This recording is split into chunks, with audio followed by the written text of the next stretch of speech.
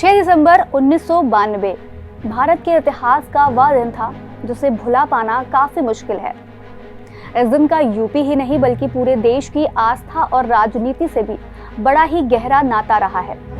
6 दिसंबर 1992 को अयोध्या में बाबरी विध्वंस हुआ था। इस घटना को आज 31 साल पूरे हो चुके हैं।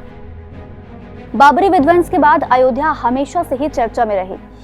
आज धर्म नगरी अयोध्या की तस्वीरें काफी अलग हैं। 6 दिसंबर 1992 को अयोध्या में जो कुछ भी घटित हुआ वह विवाद करीब पिछले 500 सालों से चल रहा था। लेकिन जब कई सौ साल पहले भड़की चिंगारी ने 6 दिसंबर 1992 को आग का रूप लिया तो इसकी लपटें कई दशकों तक रहीं। 9 नवंबर 2019 का वह ऐतिहासिक दिन था जब 500 वर्षों से चले आ रहे इस विवाद का पटाक्षेप हुआ। विवादित ढांचे को लेकर सुप्रीम कोर्ट ने फैसला सुनाया। फैसला विराजमान रामलला के पक्ष में आया और भव्य राम मंदिर भी बनाया जा रहा है। आज से 31 साल पहले यानी कि 6 दिसंबर 1992 को अयोध्या में जो कुछ भी हुआ था उसकी पूरी तैयारी काफी पहले से ही की जा चुकी थी। उस समय उत्तर प्रदेश में कल्याण सिंह की सरकार थी।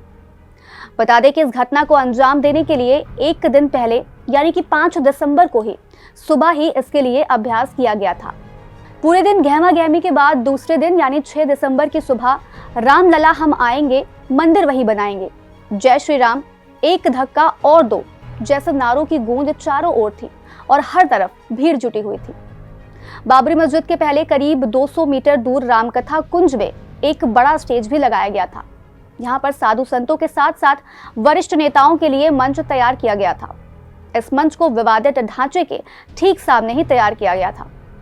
उस दिन सुबह करीब 9 बजे का समय था। मंच पर पूजा पाठ के साथ साथ ही भजन कीर्तन भी चल रहे थे। इस दौरान अयोध्या जिले का पूरा प्रशासन मौके पर मौजूद था। लेकिन अयोध्या में उस दिन आने वाले तूफान के बारे में किसी को अंदाजा नहीं था कि ये दिन इतिहास के पन्नों में अपनी गहरी छाप छोड़कर जाएगा। उस दिन विहिप यानी कि विश्व हिंदू परिषद की तैयारी मंदिर परिसर में सिर्फ साफ सफाई के साथ पूजा पाठ कराने की थी। लेकिन कार सेवक विहिप की इस तैयारी में ना तो शामिल थे और ना ही वो ऐसा कुछ करना चाहते थे। अभी तक सब कुछ ठीक चल रहा था, लेकिन इसी बीच अचानक से 100 के करीब कार सेवकों का एक बड़ा हुजूम नारों की गूंज के बीच विवादित स्थल पर पहुंच गया और उनके घुसते ही उपद्रव शुरू हो गया। बाबरी के उस विवादित ढांचे पर भीड़ चढ़ गई और साफ नजर आ रहा था कि अब गुंबद को चारों ओर से लोगों ने घेर लिया है। सबके हाथों में कुदाल, बल्लम, छैनी हथौड़ा जैसे धारदार हथियार थे। इस भीड़ को रोकने का प्रयास तो किया जा रहा था, लेकिन भीड़ में भड़की आग अब रुकने का नाम नहीं ले रही थी और देखते ही देखते बाबरी मस्जिद को गिरा दिया गया। 6 दिसंबर 1992 की दोपहर 2 बजे पहला गुंबद गिरा। इस दौरान खबर मिली कि पहले गुंबद के नीचे कुछ लोग दब गए हैं। उसके बाद 4 से 5 बजे तक सभी गुंबद गिरा दिए गए। दूसरी ओर सीआरपीएफ ने कार सेवकों को रोकने की कोशिश भी की, लेकिन उन पर पत्थर बरसने शुरू हो गए, जिसकी वजह से उनको पीछे हटना पड़ा। तमाम सुरक्षा व्यवस्था के बाद इस तरह का उपद्रव हो रहा था और राज्य की कल्याण सिंह सरकार देखती रही।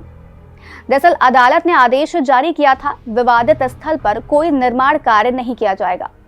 सर्वोच्च न्यायालय की इस बात का भरोसा कल्याण सिंह ने दिलाया था कि कोर्ट के आदेशों का पालन किया जाएगा, मगर कार सेवकों के आगे उस दिन सब कुछ विफल साबित हो रहा था।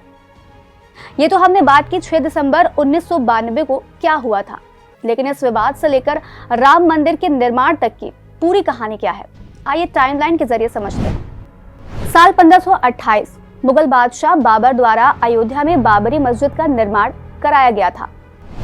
साल 1853 यहाँ पहली बार विवाद हुआ और उसने दंगे का स्वरूप लिया। कहा जाता है कि 1949 में मस्जिद के अंदर से भगवान श्री राम की मूर्ति मिली, जिसके बाद साल 1950 में सिविल न्यायालय फैजाबाद में 2 अपीलें दायर की गई। एक में पूजा करने तथा दूसरे में भगवान की मूर्ति वहीं रहने देने की अनुमति से जुड़ी थी।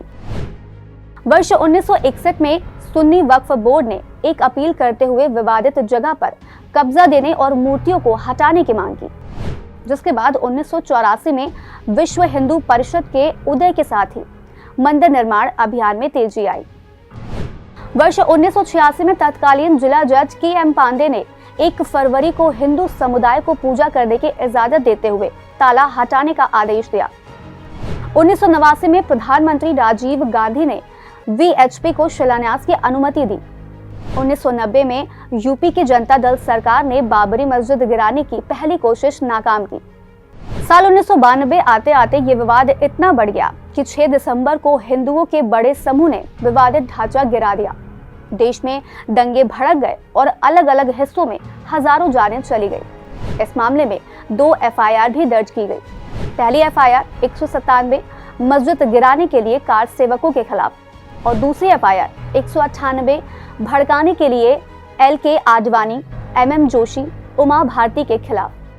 वहीं बाबरी विध्वंस की जांच की जिम्मेदारी लिब्राहन आयोग को दी गई। इतना ही नहीं, साल 2010 में हाईकोर्ट की लखनऊ बेंच ने विवादित जमीन को 3 हिस्सों में बराबर बराबर बांटने का आदेश दिया। साल 2011 में सुन्नी वक्फ बोर्ड की अपील पर सुप्रीम कोर्ट ने हाईकोर्ट के आदेश को रोक दिया। वर्ष 2017 में सुप्रीम कोर्ट ने अदालत से बाहर इस मामले को सुलझाने की अपील की। एक पैनल भी बनाया गया, लेकिन वह नाकाम रहा। साल 2019 में सर्वोच्च अदालत ने 6 अगस्त से रोजाना सुनवाई शुरू की और 16 अक्टूबर तक सुनवाई पूरी हुई। वर्ष 2019 में सर्वोच्च अदालत के संविधान पीठ ने 9 नवंबर को अपना महत्वपूर्ण फैसला सुनाया। सुप्रीम कोर्ट के बाद सरकार ने आनन फानन में श्री राम मंदिर निर्माण के लिए एक ट्रस्ट बना दिया। केंद्र ने अपने कब्जे की 67 एकड़ जमीन भी मंदिर को दे दी। उसके बाद अब अयोध्या में भव्य राम मंदिर के निर्माण का कार्य जारी है। आज इस कार्यक्रम में इतना ही। हम फिर मिलेंगे कुछ नई जानकारी के साथ। तब तक के लिए आप देखते रहे और करते रहे बातें यूपी की।